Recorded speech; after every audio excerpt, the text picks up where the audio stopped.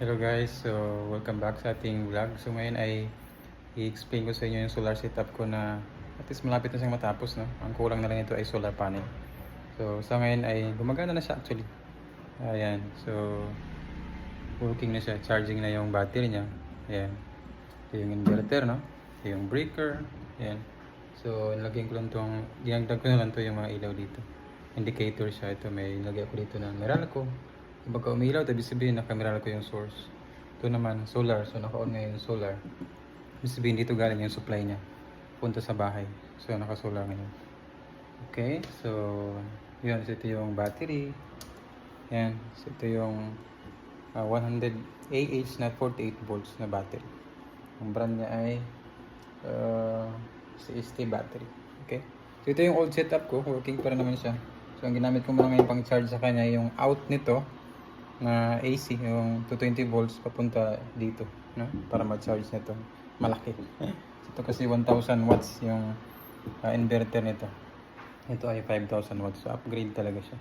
Ngayon, ang tanong, anong mga appliances ang mapapagana nito? Itong bago kong setup. Okay? Kasi before, yung old setup ko, ang kaya lang mapagana is yung mga minimal lang na mga appliances. Ito, mga electric fan, ilaw of course, mga charger, itong ref. Kaya niya rin ito paganahin, itong old setup. TV, yan. Kaya niya rin yung paganahin. Ano pa ba? Yung mga wifi, router, no? Yun yung mga minimal lang. So ngayon dito sa bagong setup, ang kaya niyang mapagana ay halos lahat na. Ito. Yan. So ang problema ko sa dati, sa old setup, hindi mapagana itong plansa. Ito kasi, malalaman niyo actually kung ilang watts yan. So nandiyan naman sa baba, 1000 watts. Yun. So ito palang plan sa 1000 watts na agad. So kung gamitin ko old setup, wala na. Tirik na agad siya. Hindi niya kaya. Hindi kasi pwedeng i-max mo yung capacity ng inverter. Masisira. So yun. Plancha pa lang yun. Ano pang appliances sa bahay? Ito pa. Yan. Rice cooker. Yan ay nasa 800 watts ito. No? Hindi naman siya continuous kasi pag isaksak mo on off naman siya.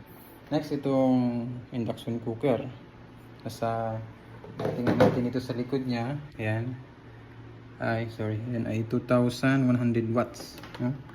So, hindi talaga niya kaya paganahin sa old setup.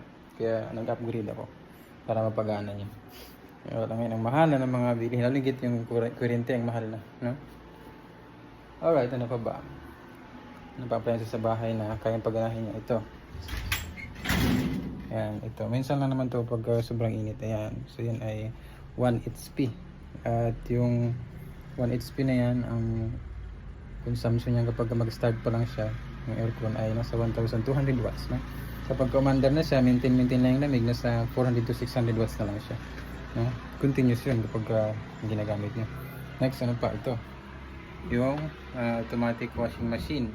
Ito ay nasa 400 to 600 watts din yan kapag naglalaba. No? So, yun. Yun yung mga appliances dito sa bahay na kailangan paganahin ng solar. So ngayon, wala na akong worry kasi malaki na yung na-upgrade ko. No? Ang tanong, magkano ang gastos? No? Itong old setup ko, gumastos lang ako dito ng 40,000 kasi DIY lang. No? Solar panel, mga railing, accessories, breakers. No? Ito kasi ay compact na siya. Dito na yung battery, inverter, and na rin yung solar charge controller. So, compact talaga to. 40,000 lang gastos ko dyan. Ito ngayon, ang nag times 2 yung gastos kasi ito pa lang 46k yung battery na yan. Ito 31k. Lahat yan sa Shopee ko nabili, no? Ano pa ba ang mahal? Yung solar panel na parating pa lang, no? Kapag tumating na, mag-update ulit ako. So yun lang, update natin ngayon, no? Kung mayroon kayong tanong, comment nyo sa ibaba para subukan nating sagutin. Bye bye and God bless.